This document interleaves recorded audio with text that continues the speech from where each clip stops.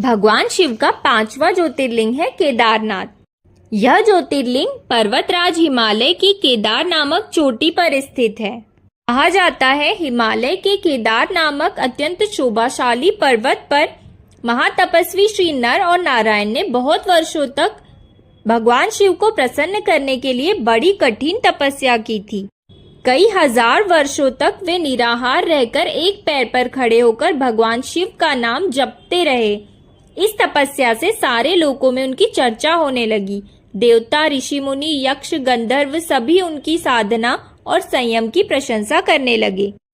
चराचर के पितामह ब्रह्मा जी और सबका पालन पोषण करने वाले भगवान विष्णु भी महातपस्वी नर नारायण के तप की भूरी भूरी प्रशंसा करने लगे। अंत में भगवान शंकर जी भी उनकी उस कठिन साधना से प्रसन्न हो उठे। उन्होंने प्रत्यक्ष प्रकट होकर उन दोनों ऋषियों को दर्शन दिए।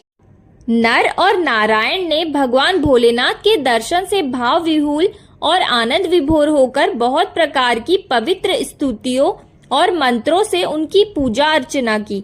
भगवान शिव जी ने अत्यंत प्रसन्न होकर उनसे वर मांगने को कहा। भगवान शिव की यह बात सुनकर दोनों ऋषियों ने उनसे कहा, देवादिदेव महादेव, यदि आप हम पर प्रसन्न हैं तो भक्तों के कल्याण हेतु आप सदा सर्वदा के लिए अपने स्वरूप को यहाँ स्थापित करने की कृपा करें। आपके यहाँ निवास करने से यह स्थान सभी प्रकार से अत्यंत पवित्र हो उठेगा।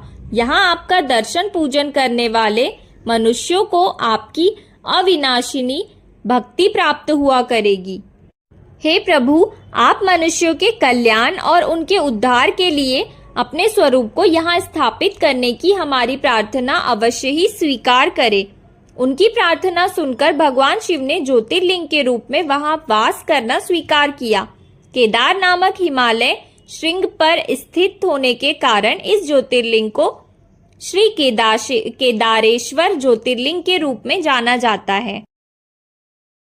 भगवान शिव का 6वां ज्योतिर्लिंग है भीमाशंकर, जिसे श्री भीमेश्वर के नाम से भी जाना जाता है। यह ज्योतिर्लिंग पुणे से लगभग 100 किलोमीटर दूर सहस्राद्रि की पहाड़ी पर स्थित है। प्राचीन काल में भीम नामक एक महाप्रतापी राक्षस था।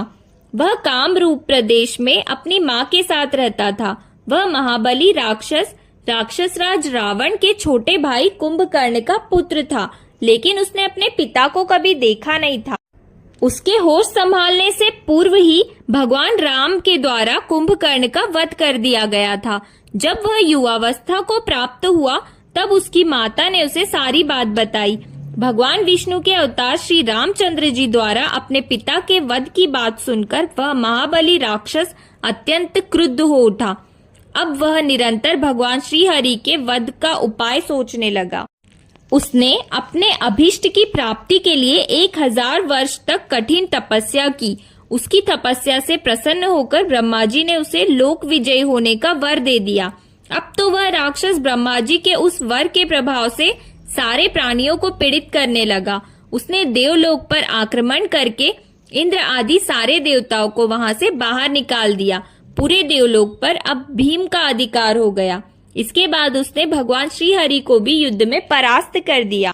श्री हरि को पराजित करने के बाद उसने कामरूप के परम शिवभक्त राजा सुदक्षिण पर आक्रमण करके उन्हें मंत्रियों अनुचरों सहित बंदी बना लिया। इस प्रकार धीरे धीरे उसने सारे लोगों पर अपना अधिकार जमा लिया। उसके अत्याचार से वेदों, पुराणों, शास्त्रों और स्मृतियों का सर्वत्र एकदम लोप हो गया। वह किसी को कोई भी धार्मिक कृत्य नहीं करने देता था। इस प्रकार यज्ञ, दान, तप, स्वाध्याय आदि के सारे काम एकदम रुक गए। भीम के अत्याचार की भीषणता से घबराकर ऋषि मुनि और देवगण भगवान शिव की शरण में गए और उनसे अपना तथा अन्य सारे प्राणियों का दुख कहा। उनकी यह प्रार्थना सुनकर भगवान शिव ने कहा, मैं शीघ्र ही उस अत्याचारी राक्षस का संहार करूंगा।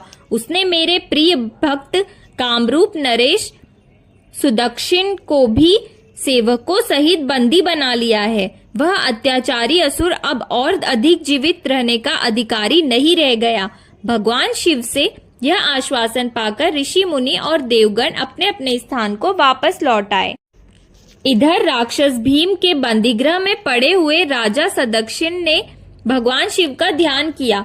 वे अपने सामने पार्थिव शिवलिंग रखकर अर्चना कर रहे थे। उन्हें ऐसा करते देख क्रोधोन्मत्त होकर राक्षस भीम ने अपनी तलवार से उस पार्थिव शिवलिंग पर प्रहार किया, किंतु उसकी तलवार का स्पर्श उस लिंग से हो भी नहीं पाया कि उसके भीतर से साक्षात शंकर जी वहां प्रकट हो गए। उन्होंने अपनी हुंकार मात्र से उस राक्षस को वहीं जलाकर भस्म कर दिया। भगवान शिव जी का यह अद्भुत कृत्य देखकर सारे ऋषि मुनि और देवगण वहां एक होकर उनकी स्तुति करने लगे। उन लोगों ने भगवान शिव से प्रार्थना की कि महादेव, आप लोक कल्याण के लिए अब सदा के लिए यही निवास करें। इस क्षेत्र को शास्त्रों में अपवित्र बताया गया है। आपके निवास से यह परम पवित्र पुण्य क्षेत्र बन जाएगा। भगवान शिव ने सबकी यह प्रार्थना स्वीकार कर ली।